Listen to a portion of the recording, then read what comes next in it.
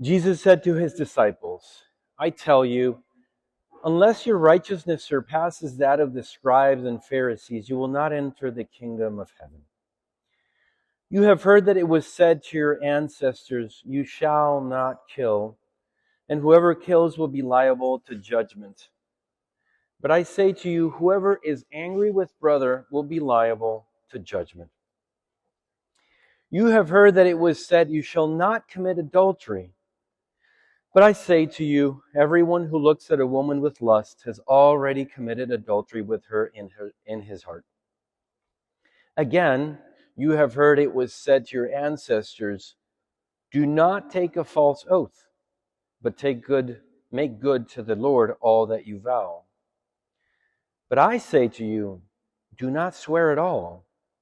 Let your yes mean yes, and your no mean no. Anything more is from the evil one. The Gospel of the Lord. Praise the Lord Jesus. Dear friends, if I had to put a title to this homily, it would be Marathon Catholics versus 5K Marathon Catholics. I will explain.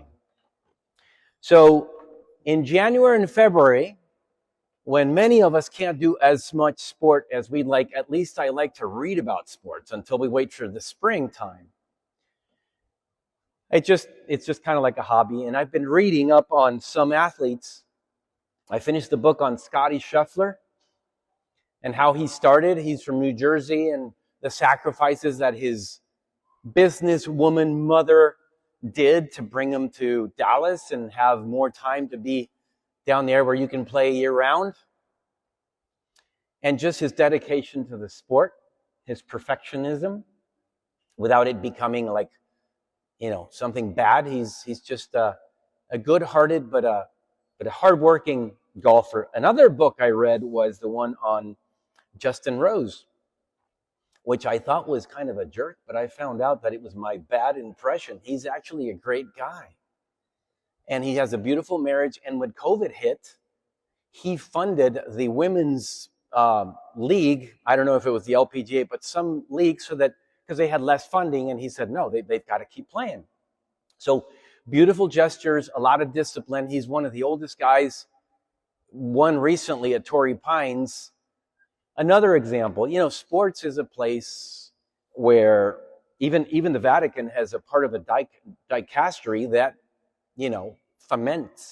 promotes sports. A lot of kids, and we, even grown-ups, we are formed in you can say the self-mastery, the fair play, justice, prudence, through sports. Another one, but this one I haven't finished, is Steph Curry. And just his journey, his perfectionism. And we are in the time of the Olympics, and you see the joy of these young 18, 19, 20, 22-year-olds or more, who after such great sacrifice, they get the medal, and it's a lot of tears. Joy for mom, dad, for the siblings, for the friends back home. And I say this because even St. Paul uses the language of athletes. He says, I have run the good race. The good race of the soul. The good race of life on earth. And the title that now I'm going to explain, I coined it that way because recently it's been in my heart that many people say, I'm a Catholic, but settle for very little. It's like saying, I'm a marathon runner. Yeah. How much do you run? 5K. But that's not a marathon. No, I redefine what marathon is. I run 5, and that's what I do. Wait, but you're just getting started. It's this reality that can creep into our souls of settling for very little. When the ordinary, we believe, is the extraordinary. When we've done just a little bit, and we want a trophy and a prize for doing very little, for settling for less. If I were to ask you, hey, come up here and tell everybody in what areas we can settle, You probably do it better than I would. But what are some areas? Well, first, always love that is practical. Last week's homily, I mentioned that it's so easy to give a smile and be kind to the bus driver or the Uber driver or the man or the woman at the coffee shop, because they don't trigger our wounds and are the worst of us. It's our loved ones who trigger them. It's our spouse, our friends, our siblings. Very easy to smile outside, but that's not the measure of character. Character is to be patient for time number 1,000 with the person I live with. So that would be one area in which might have settled for very little. And look, Jesus, just listen to this being said to you, brothers and sisters. Unless your righteousness surpasses that of the scribes and Pharisees, you will not enter in the kingdom of heaven. It's the part of our coach, Jesus, saying, are you training enough? Are you calling yourself a 5K marathon runner, and do you actually do the full marathon or just 5K, and you say, I did it? When is the best time of the year to train for the race of Christ? The one of which St. Paul said, I have run the good race. You guessed it. Lent. It's coming up.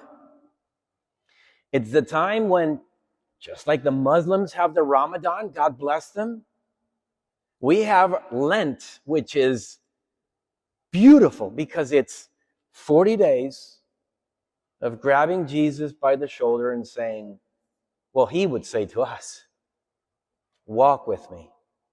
What are you going to sacrifice? What are you going to give up? How are you going to stop the immediate gratification, instant gratification, and train your body, which is so connected to the soul, to be who it needs to be? So one area is love. The other could be my eyes. How we live in Manhattan. Most of us here. So many things to see that are not good. So many things to hear, to smell, to touch. It's the purification of our senses so that the soul will elevate itself. What other area? The area of prayer. How many of you are as consistent with prayer as you are with the gym? I bet the gym would beat prayer. Especially for those under 40. Can't miss the gym, Father. Can't miss that one. I just gained half a pound. How many pounds have you gained spiritually? Like sloth, fat, spiritual fatness. Well, that's what Lent wants to do to us. Jesus comes every year and says, I'm giving you bookends. Ash Wednesday, Holy Saturday. 40 days, a little bit more than 40 days, so that you can choose. Ask me, not me, Father, Jesus. Lord, in what areas have I become a 5K marathon runner? An oxymoron. One thing is not the other.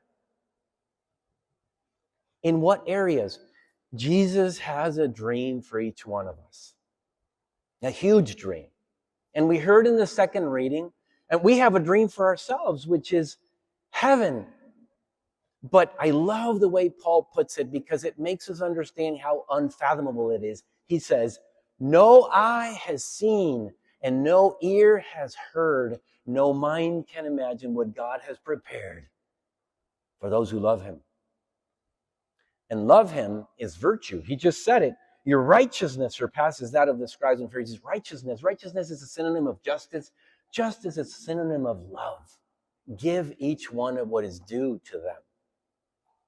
That's what it is. So as we face Lent, and just one thing that I've been saying in the morning mass. All the mystics, the masters of spiritual life, say that the greatest joy you can dream about, which for me would be a hole-in-one. I've never gotten one. On earth is the least, it's just a little spark of the least joy in heaven.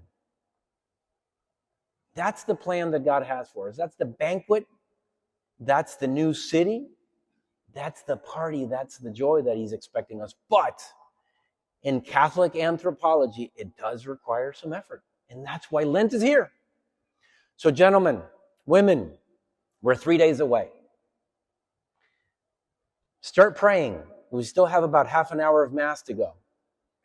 Lord, how are you leading me to start something significant on Wednesday so I can, like you, who walked 40 days without eating or drinking, like the people of Israel for 40 years from slavery of sin to the promised land, I want to arrive to the promised land of Easter, where everything is joy, sin is defeated, and death has no sting.